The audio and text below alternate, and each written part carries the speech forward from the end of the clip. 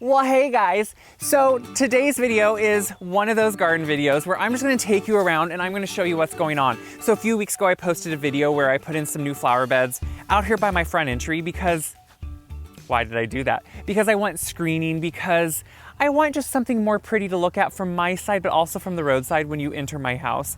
So today I extended it just slightly because guess what? When I do garden design, I don't always do everything exactly like I want. I could draw it all up inside. I'm more someone that likes to see what I do. So what I did was I just came out recently and I extended it, probably about another, I want to say it's roughly 6 feet at least out, because what I did was recently bought a couple trees and I'm really excited. I'm going to put them in out here. So I have a Skyland spruce and now I have a couple, they're really fun ones. They're Lindsay Skyward and they're a cypress, so they're a bald cypress. They'll lose their leaves or their needles here in the winter, and then in the spring they'll get out these beautiful, they're gonna look so fun, and they're gonna really add some nice screening and some nice structure.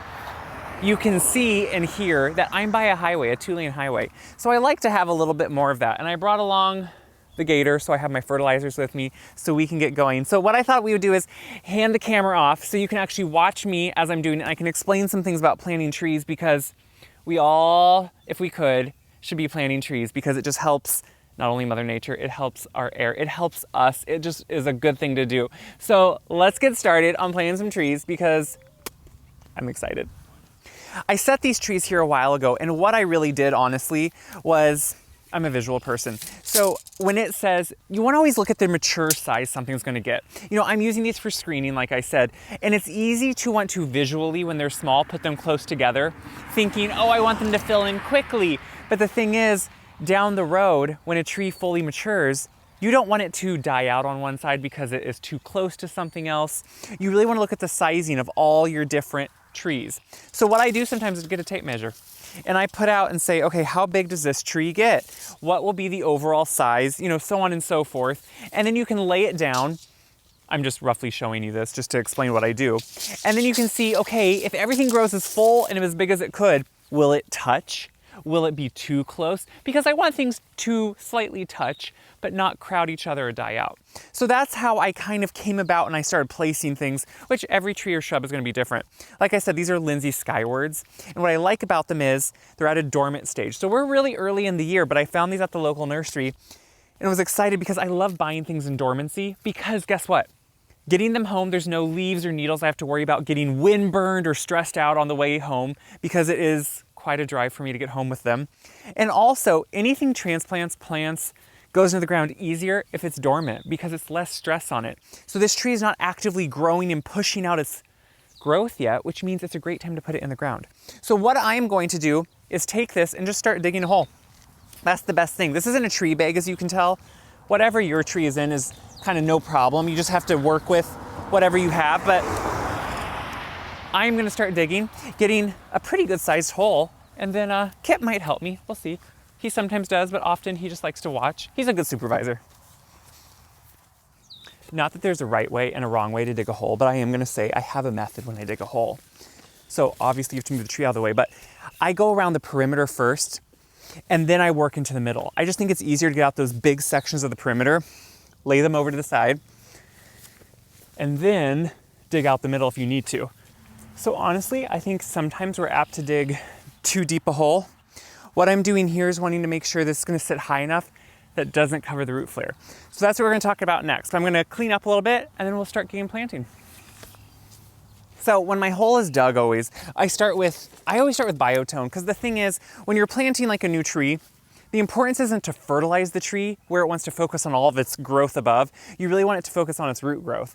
So that means putting a good root, fertilizer, stimulator, and that's what this biotone starter always does for me. So I'll put that into all my holes, just kind of work that in. It's a great way to make sure the roots are going to be healthy, active, and really want to branch out. So like I said, this is in a tree bag. Don't be scared whatever your tree is coming in, whether it's a bag, whether it's a nursery pot, if you get a bulb and burlap, or even a bare root. But the important thing here is I need to open up the bag. And now this tree is big enough, it's about a 15-gallon, I think, that I can't just pull it out of the bag easily. But also what's more important here is we want to find the root flare.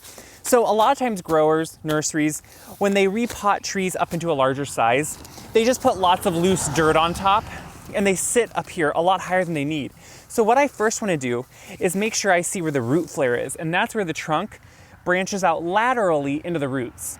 So you want to follow it down, and you can see how loose this dirt is. So you can see they really just placed it on top, but look down here. This is a good, 4 inches at least, where right here is where the flare is, where it starts wanting to go out.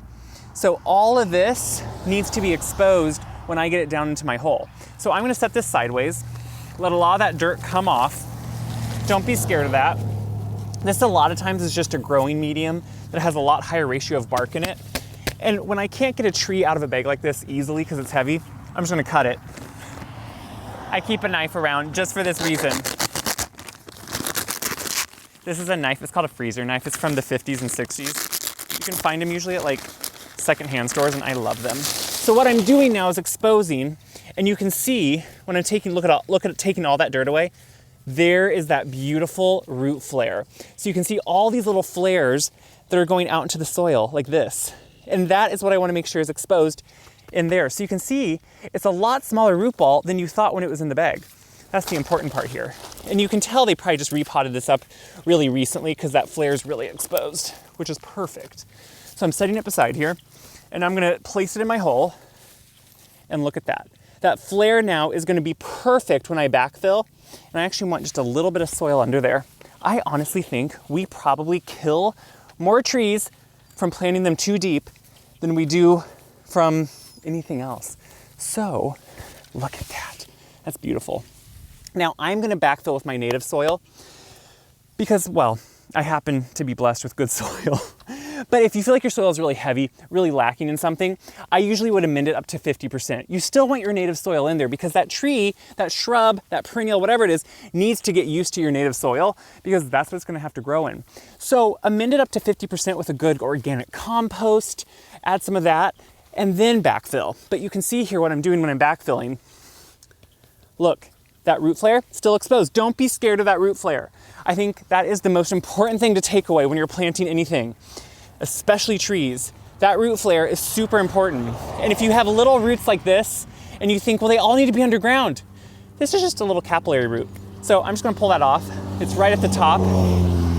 That's no big deal at all. So I'm going to make sure I have all my soil around there. I'm gonna tamp it in slightly. I don't wanna stomp. I'm just gonna tamp it. And then once I get my other one planted, we're gonna water these well to make sure we got any air bubbles too. But that's a looker. I know right now it's not, but I promise you here, in about a month, when it starts flushing out growth, it'll be a looker.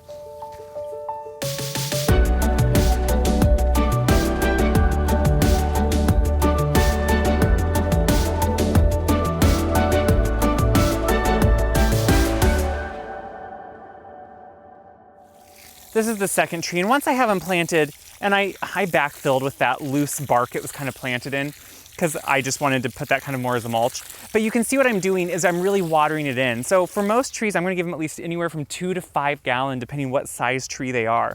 And you can kind of see I roughly try to make a moat around it, just lightly with my hand since it's loose soil.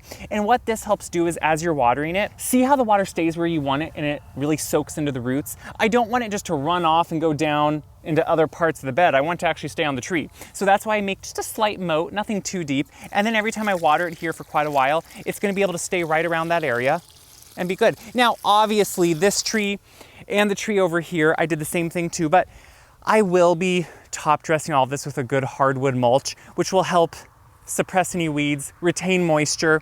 But I don't wanna do that till I plant in some perennials later on. So I'm gonna pack up the gator and we're gonna go fertilize some hydrangeas because guess what? This is the time. This is the time of year.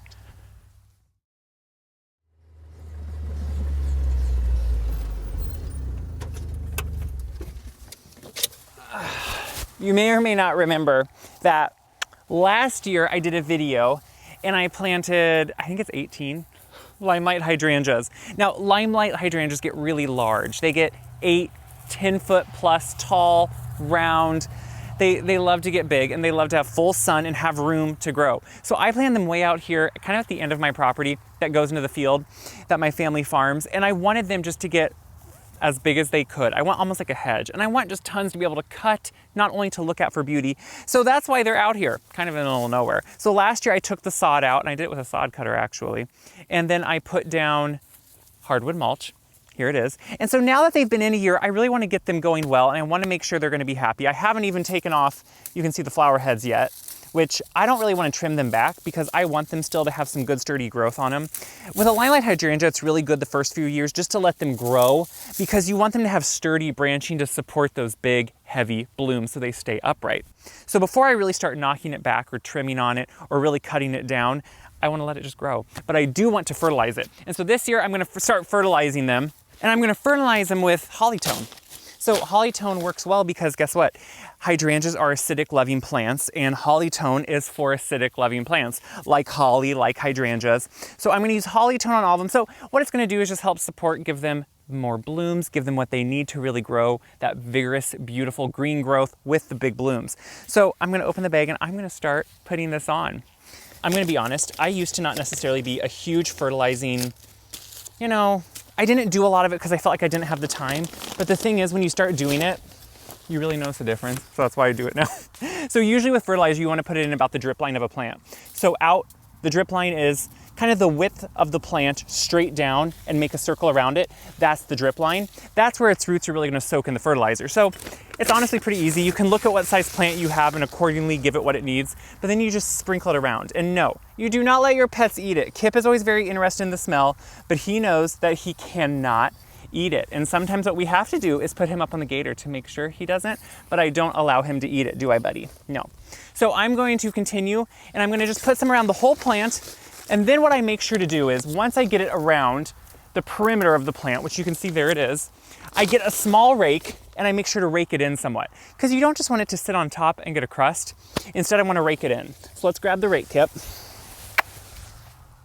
So I just use a small rake. You can see it's a smaller one so I can get in underneath the plant. And I just work it in, even though it's just even worked into the mulch here on top. Once it starts raining and once it really starts getting the moisture, it will work down into the soil. You don't have to dig down and put it in. As long as you work it in and it stays right around the plant like this, it's gonna work down where it needs to go and just be a nice slow release all season. So I'm gonna do the next 17 and then they're gonna be happy.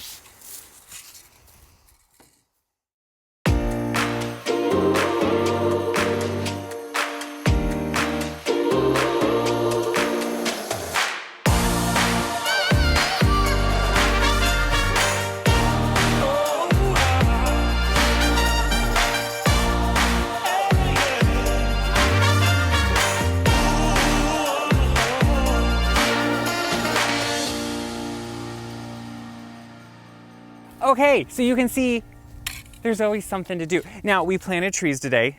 That was fun. And we fertilized the hydrangeas, which look at this row of hydrangeas. I'm gonna admit, I've kind of been thinking all winter since I planted these last year about the blooms that could be coming, and I'm getting a little excited. So that's why fertilizing to me just felt kind of like something I really wanted to make sure I started doing. So every year, hopefully I get bigger, better blooms, bigger, better plants. That's the whole point. And someday, look at that whole row. Yeah, that's gonna be a good row. So I'm gonna go fertilize some more hydrangeas, different things I have, because guess what? There's always something to do. Till next time, what do I hope you do? I hope you like this video, but I also hope you share it, because not only does it help me, it helps everyone see that, guess what? Gardening is easy, but it can also be fun. It can all be applicable to just one tree planting or one hydrangea shrub, maybe. Whatever it is, whatever works for you, I hope this helps something. So, can't wait to catch you again.